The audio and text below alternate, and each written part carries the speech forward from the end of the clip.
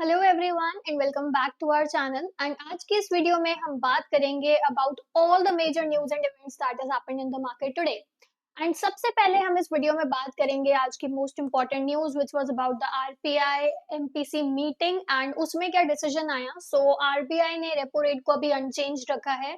So we'll सी कि क्यों ये रेट होल्ड पे रखा गया है एंड फर्दर इसने कैसे इम्पैक्ट किया है चीजों को। Then we'll be seeing quarterly results of few big names जिसमें से एक है एलआईसी एंड एलआईसी अपने रिजल्ट्स के बाद लगभग 8% तक बढ़ा। उसके बाद हम हिताची एनर्जी के रिजल्ट्स के बारे में डिस्कस करेंगे। तो काफी अच्छा रिजल्ट कंपनी का रहा एंड हिताची एनर्जी ने भी अराउंड 13% तक का मूव दिया। उसके बाद हम बात करेंगे नाइका के रिजल्ट्स के बारे में जिसने भी एक काफी अच्छी ग्रोथ दिखाई एंड इसके प्रॉफिट्स भी 150% तक बढ़े। एंड क्यों स्टॉक आज नाइका का बढ़ा उसके बारे में मेजरली डिस्कस करेंगे। एंड लास्टली हम बात करेंगे सिगरेट स्टॉक्स के बारे में। तो अभी हम काफी टाइम से न्यूज पढ़ रहे थे कि सिगरेट्स काफी महंगी हो जाएंगी तो उसकी वजह से स्टॉक्स के मार्जिन हिट करेंगे जो सिगरेट्स कंपनीज है like ITC Godfrey Phillips. But आज सडनली एक बाउंस बैक हुआ। तो उसके पीछे क्या रीजन था वो हम समझने की कोशिश करेंगे। साथ में हम ये देखेंगे कि मार्केट ने न्यूज पर कैसे रिएक्ट किया, कौन से सेक्टर्स में प्रेशर आया और कौन से स्टॉक्स में एक अच्छी अपॉर्चुनिटी आई। सो अगर आप मार्केट के नॉइस से पीछे का लॉजिक समझना चाहते हो so let's get started with me to decode each and every news in detail. आज सबसे पहले हम बात करेंगे आरबीआई की MPC which is monetary policy committee के बारे में जो कि संजय मल्होत्रा के लीडरशिप में है। एंड फरवरी 2026 की ये लास्ट मीटिंग रही थी एंड इसमें आरबीआई ने जो रेपो रेट रखा है वो 5.25% रखा है which is unchanged and policy stance neutral है, वोट अनोनिमस है। सर प्रोफेसर राम सिंह ने अपनी एकमोडेटिव स्टांस प्रेफरेंस रिपीट करी एंड आरबीआई ऑलरेडी 2025 में 125 बेसिस पॉइंट्स का रेट कट कर चुका है।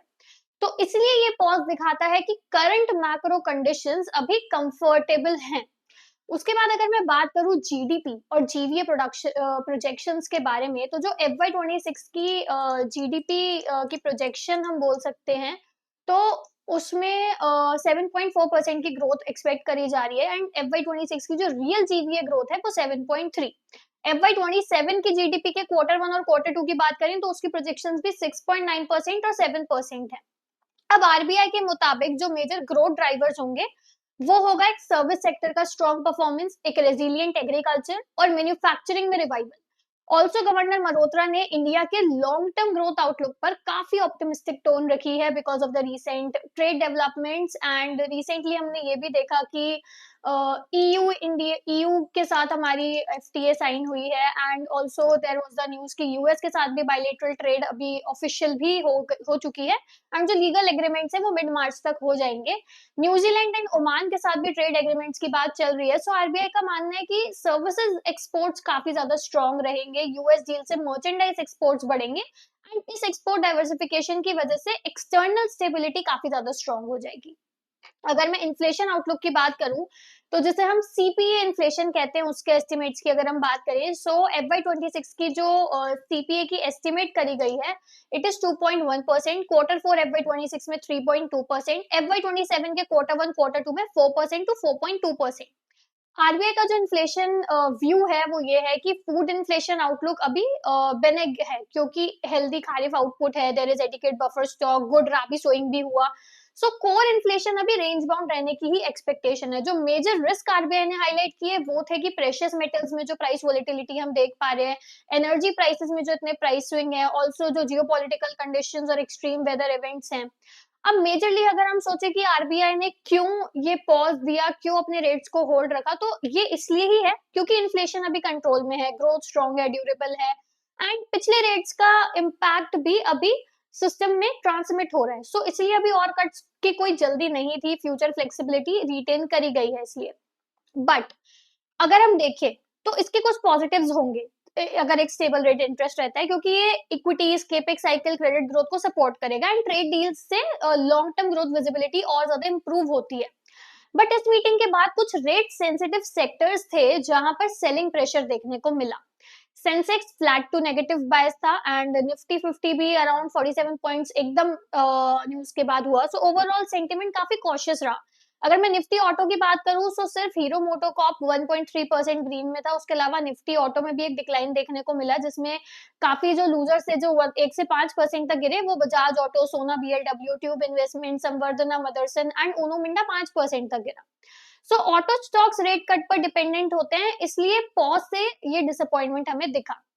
बैंक्स की बात करें तो सिर्फ 3 बैंक्स ग्रीन में थे, कोटक महिंद्रा, एक्सिस और आईसीआईसीआई। इसके अलावा Indus IND, PNB, bank of Baroda, Canara, union bank सब अराउंड 1.5% से ज्यादा हमें गिरते हुए दिखाई दिए। उसके बाद पीएसयू बैंक्स पर हमने देखा कि प्रेशर ज्यादा था। फाइनेंशियल सेक्टर की अगर मैं बात करूं तो Muthoot finance, REC, BSc, SBI, Shriram finance, ये सब 1 से 2% तक हमें गिरते हुए दिखे। तो rate sensitive NBFCs and lenders में प्रॉफिट बुकिंग हमें दिखी। इनफैक्ट रियलिटी में भी ये हमें दिखा। ये कोई सेल ऑफ पैनिक नहीं था, बल्कि एक्सपेक्टेशन रीसेट था। अब आरबीआई ने ग्रोथ पर कॉन्फिडेंस दिखाया है, इन्फ्लेशन भी बोला कि कंट्रोल में, लेकिन नियर टर्म रेट कट्स का सिग्नल नहीं दिया। इसलिए शॉर्ट टर्म में रेट सेंसिटिव सेक्टर्स वीक है, बल्कि स्ट्रक्चरली जो पॉलिसी ग्रोथ है वो पॉजिटिव ही है। अभी हमें जो आगे देखना चाहिए वो ये है कि FY27 में इन्फ्लेशन की ट्रेजेक्टरी क्या रहती है, ग्लोबल एनर्जी और कमोडिटी प्राइसेस कहाँ जाते हैं, एंड नेक्स्ट रेट कट का टाइमिंग अगर ग्रोथ स्लो हो या इन्फ्लेशन बिनेग रहे तो क्या होता है। क्लियर मैसेज अभी यही है कि ग्रोथ स्ट्रांग है, इन्फ्लेशन मैनेजेबल है और ट्रेड लेड एक्सपेंशन आरबीआई को पेशेंट रहने का स्पेस देता है। तो कोई मेजर सरप्राइज नहीं रहा इस न्यूज में। उसके बाद हम क्वार्टर के रिजल्ट्स को डिस्कस करते हैं, जिसमें सबसे पहले हम बात करेंगे एलआईसी के बारे में, which is life insurance corporation of India. And इसके जो रिजल्ट्स आए थे उसकी वजह से आज लगभग ये स्टॉक 8% तक बढ़ा। अब ये रैली आई जब पीएसयू इंश्योर ने अपने Q3 के रिजल्ट्स अनाउंस करे। अगर मैं मेजर हाइलाइट्स बताऊं रिजल्ट्स के, so net profit 17% year on year बढ़ा, 28% क्वार्टर ऑन क्वार्टर बढ़ा। Net premium income 17% year on year बढ़ी। एपीई यानी कि एनुअलाइज प्रीमियम इक्विवेलेंट 15% बढ़ा। बैलेंस शीट की मैं बात करूं तो सॉल्वेंसी रेशियो 2.19 था compare to 2.02 last year.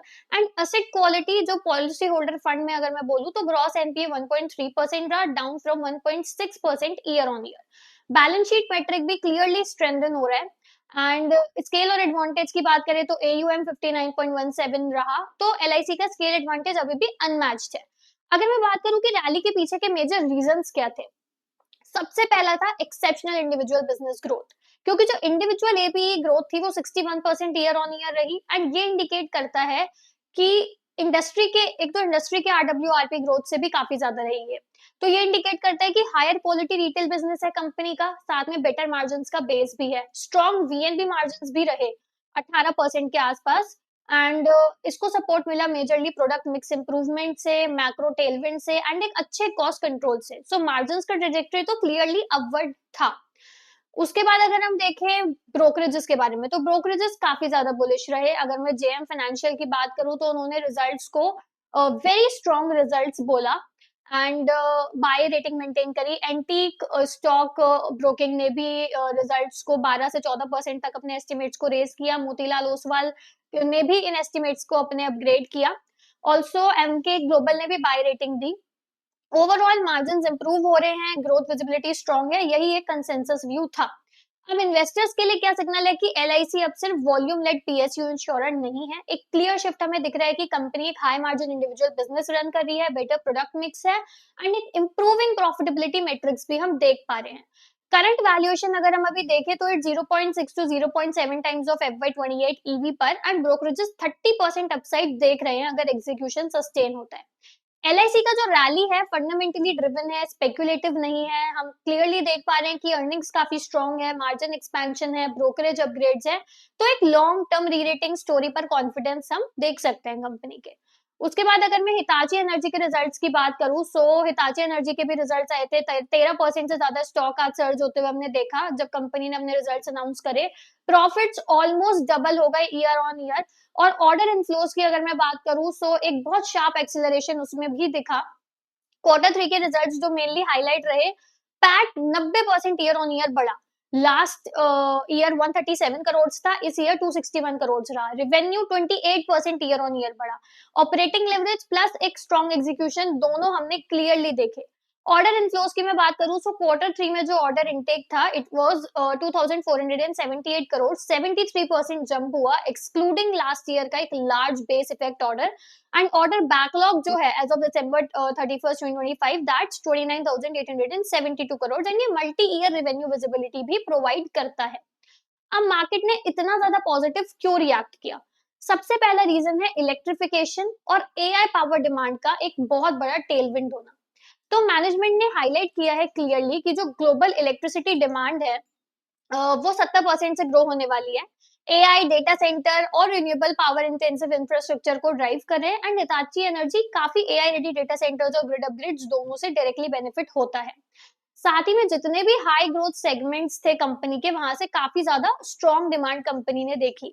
Majorly जो ऑर्डर्स आए वो ट्रांसफॉर्मर्स यानी कि power traction dry gas insulated air insulated switchgear से आए एंड मेनली जो डिमांड सेक्टर्स थे वो थे data centre renewable and industrial electrification. अब ये स्ट्रक्चरल ग्रोथ थीम्स हैं एंड शॉर्ट टर्म साइकिल तो क्लियरली नहीं है। उसके बाद अगर जो बेनिफिट कंपनी को हुआ वो हुआ उसके एग्जीक्यूशन प्लस स्केल एडवांटेज की वजह से। एंड मेजरली इसमें हम ये देख सकते हैं कि कंपनी की एक स्ट्रॉन्ग मैन्युफैक्चरिंग फुटप्रिंट रही है, कॉम्प्लेक्स ग्रिड प्रोजेक्ट एग्जीक्यूट करने का प्रूवन ट्रैक रिकॉर्ड रहा है एंड इंडिया के लिए डायरेक्ट बेनिफिशियरी है क्योंकि ट्रांसमिशन नेटवर्क एक्सपेंशन है, रिन्यूएबल इवैक्यूएशन कॉरिडोर्स है एंड ग्रिड रिलायबिलिटी अपग्रेड्स है। ऑल्सो अभी जो रिसेंटली इंडिया ईयू की एफटीए हुई है वो भी कंपनी के लिए काफी लॉन्ग टर्म ऑप्शनैलिटी लेकर आती है क्योंकि जो रिसेंटली डील हुई है इंडिया ईयू एफटीए की उससे कंपनी की क्लीन एनर्जी और ग्रीन हाइड्रोजन कोलैबोरेशन को काफी बूस्ट मिलेगा एंड कंपनी के पास अपॉर्चुनिटी आएगी टेक्नोलॉजी ट्रांसफर और क्रॉस बॉर्डर इन्वेस्टमेंट की, जो ग्लोबल पेरेंटेज और एडवांस टेक्नोलॉजी वाली कंपनीज के लिए काफी लॉन्ग टर्म पॉजिटिव होता है। ऑल्सो कंपनी का जो रैली है कोई शॉर्ट टर्म रिएक्शन नहीं लगता बल्कि अर्निंग्स क्वालिटी और फ्यूचर विजिबिलिटी पर मार्केट का कॉन्फिडेंस है। मार्केट को ओवरऑल ये पसंद आया कि कंपनी के प्रॉफिट्स नियर डबल हुए हैं, स्ट्रॉन्ग रेवेन्यू मोमेंटम है, एक्सप्लोसिव ऑर्डर इनफ्लोज है और क्लियर एक्सपोजर है एआई रिन्यूएबल और इलेक्ट्रिफिकेशन पे। नेक्स्ट हम बात करते हैं नाइका के रिजल्ट्स के बारे में।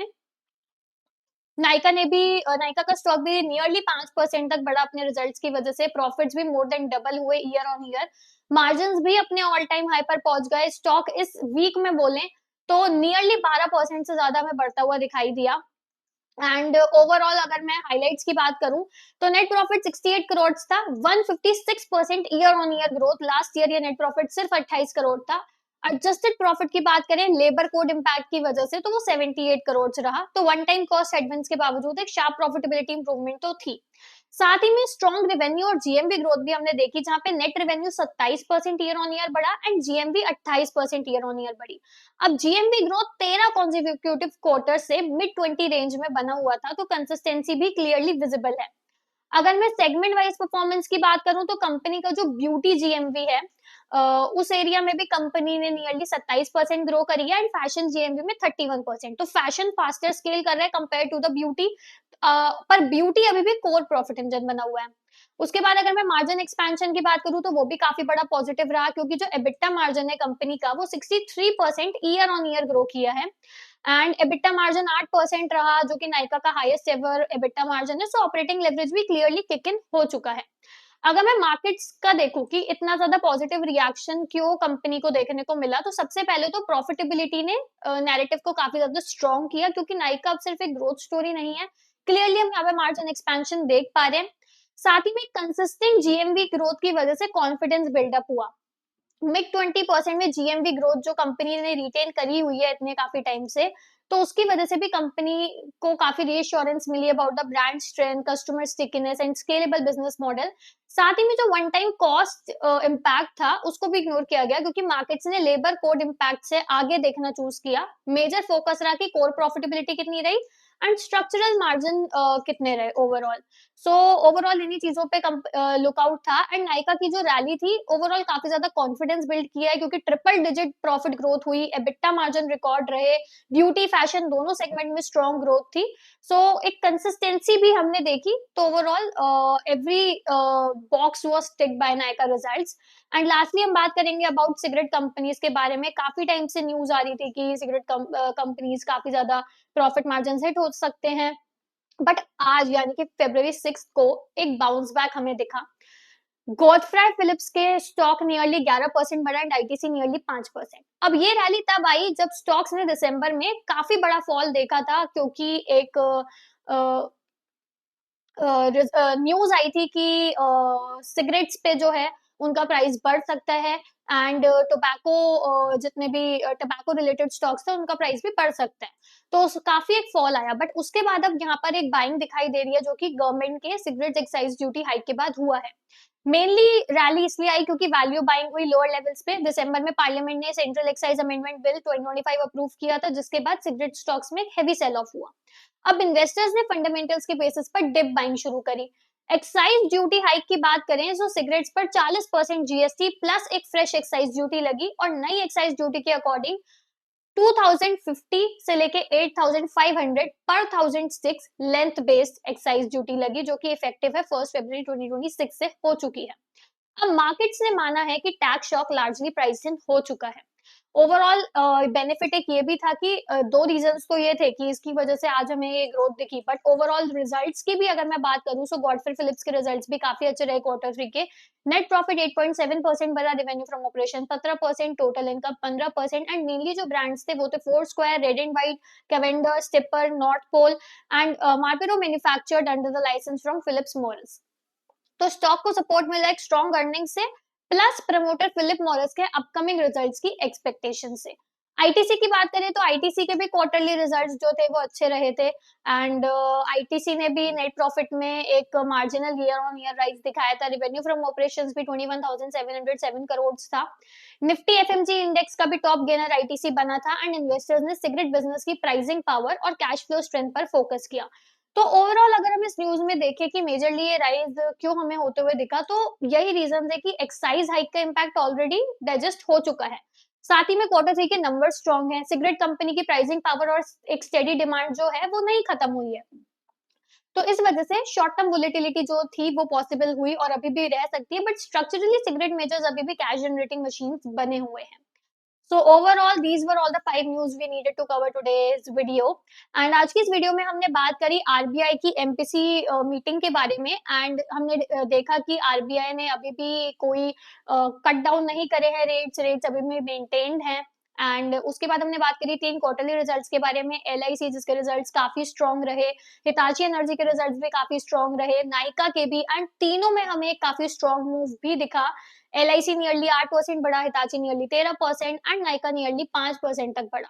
And lastly we talked about cigarette stocks, जिनके बारे में काफी टाइम से न्यूज आ रही थी कि सिगरेट के प्राइसेस बढ़ सकते हैं, एंड इनफैक्ट उसकी वजह से स्टॉक 10% 15% तक गिरे भी थे। बट आज एक बाउंस बैक हमें होते हुए दिखा, क्योंकि ऑलरेडी जो एक्साइज ड्यूटी का शॉक था वो लार्जली प्राइस इन हो चुका है।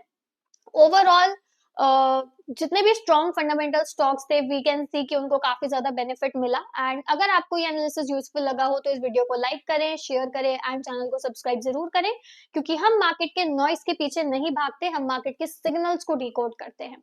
And I be back with another video. Thanks for watching.